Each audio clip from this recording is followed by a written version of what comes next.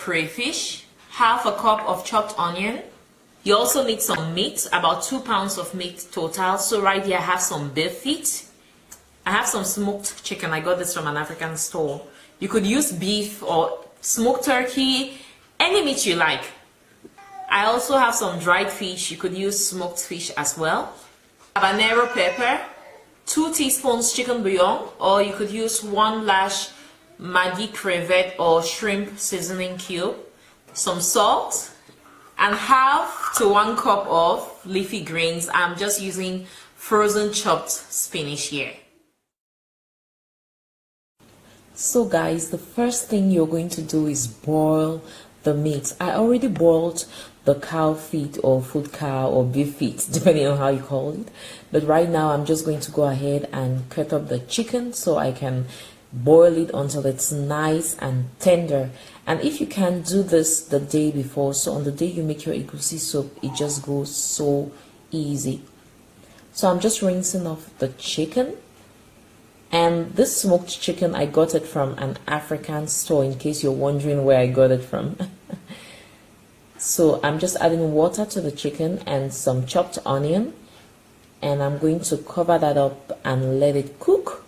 While the chicken is cooking, I use a coffee grinder bit,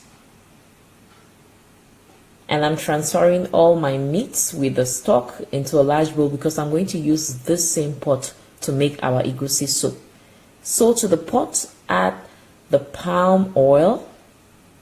My palm oil is solidified because it was cold on that day. So just warm it up, and then you don't want to bleach the palm oil, just warm it up until it's warm, until it's hot, sorry. Then you add the chopped onion and stir so the onion is fragrant.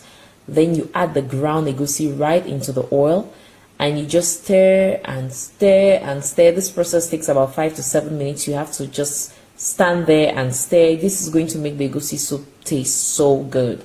So when you've stirred for quite a while, add in about a teaspoon or a tablespoon of the crayfish and stir. This is going to bring out a really good flavor. Then you add in all the meats and the fish with the stock. Oh my goodness, egusi soup is coming together.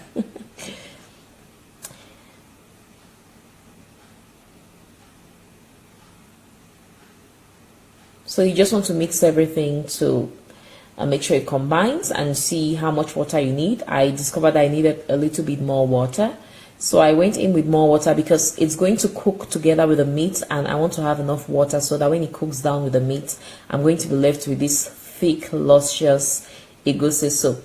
So if I left it as thick as it were, it was going to turn out too thick. So I've just added in the crayfish, and I'm going to add in the seasoning powder, or you could use crayfish seasoning cube.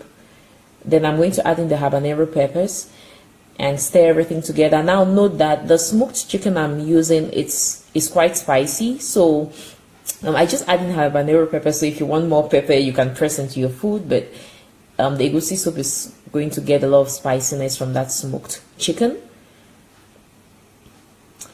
And when that cooks together for some minutes, then we are going to add in our vegetables last. And this is just chopped frozen spinach. You could use bitter leaf for a more authentic taste, or you could use okongobong or ugu, yeah, or any leafy greens or kale, you know. So just stir everything to combine. Oh my goodness, this smells so good. Yes guys, egusi soup is done.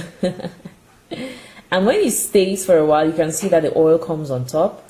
That is divine.